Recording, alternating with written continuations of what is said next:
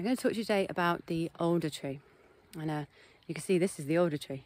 And I've been walking along by a lovely stream, which sounds beautiful. It's very peaceful here. And I was quite amazed when I found this tree because alder trees don't usually grow very big. They are pioneer trees like the birch. So they tend to populate an area, then they die back. They don't live very long. You do find a lot of them by the water, but what I loved about this is I was walking along, and all the way along this stream are these beautiful, really old beings. And can you see? Wow. Fantastic. And if you walk along here with me, you can see the tree is just hollowed out on the inside. And it's really quite amazing. I mean, wow, I love finding trees like this.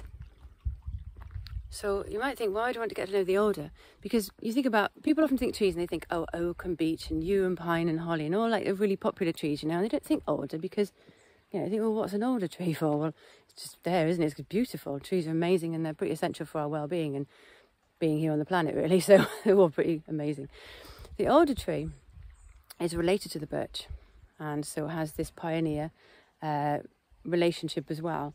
Pioneer trees are the ones that after the Ice Age were the ones that spread across the land because they had their seeds that spread on the wind.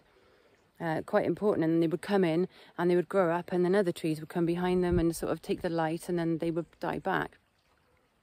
So these are usually quite small, hence why I find this quite interesting to have found such big ones along this stream. It seems like they're very much guardians of the waterways, you know. They like the water and they like having their feet in the water. The alder tree is quite unusual to other trees because it has nitrogen fixing bacteria, nodules in the roots. It's very important for trees because nitrogen is needed for them to grow. And a lot of trees, they're struggling to find nitrogen, so they often make symbiotic relationship with fungi. And the fungus help them to gain nutrients that they might not be able to otherwise gain. And the trees then give what the fungus needs, like sugar and carbs. You might have heard the mycorrhizal relationship, and this is what that's all about. So, briefly explaining it. So these, if you see, it's really interesting. If you look at the leaves of the alder tree, you see here, they're a lovely, lovely green colour. Now, trees' leaves are green because they contain chlorophyll.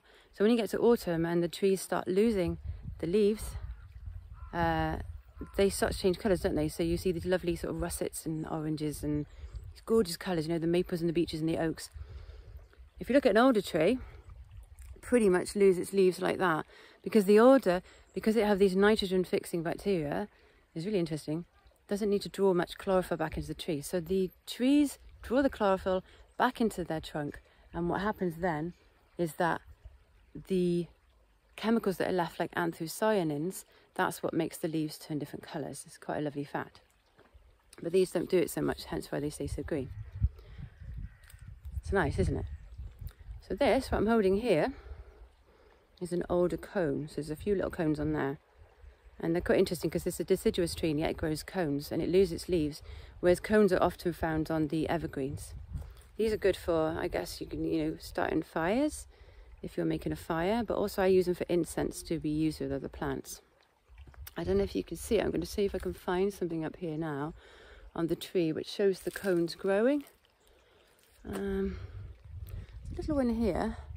You see that there? They start off as catkins, and then they become this sort of lovely green, and then they turn into this. You find them dropped on the floor quite a lot. So the tree is associated with water. I mean, look at that stream. It's just beautiful. Growing here. Associated with water, but it's associated with balance because basically the fire element as well is really strong with the alder tree. This is because the wood, when it's cut, can turn red. So it was used, recognised that, oh, there's a lovely little wasp going in the hollowed out bit of the tree. Recognise fire and water balance. And if you were to meditate with the tree, what would happen is that you find a sense of balance come within you. It's really good for that. So the fire element made it a very sacred tree in the past, and people were very loath to want to maybe cut down this tree because it's associated with the fairy realms. And if you cut it down, it was very, very bad luck. A bit like the holly, the rowan, the hawthorn trees. These are all trees that you just generally don't touch or cut down. The elder as well, because the elder mother lives in the trees. I have a respect for all trees. Don't generally cut them down unless you really, really need to. The tree is associated with a lot of mythology. And Celtic king, I sit here with the wasp, I think he's gone away. So the Celtic king Bran is associated with the Alder tree and crows and ravens, because the crows and ravens are associated with Bran. And it said that Bran, the head of Bran, was going to look out because he was killed. And it was going to say that all the ravens in the Tower of London are there, but if they're not there anymore, it's because London's going to fall. So as long as the ravens in Tower of London will be all right.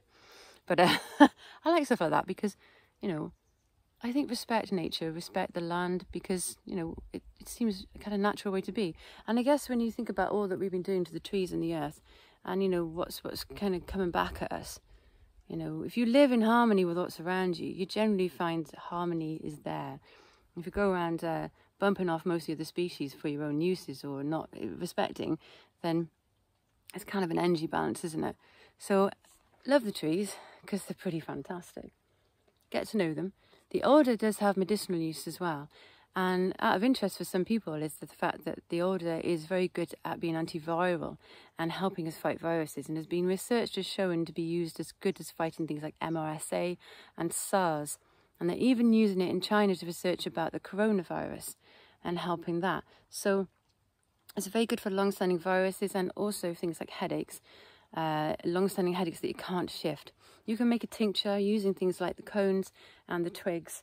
It can be used externally for wound healing as well. It's astringent, it contains bacillin, tannins, so it's very good for external wound healing. Burns, infections. Have a look into alder. Come and sit with an alder and come and sit by a beautiful tree.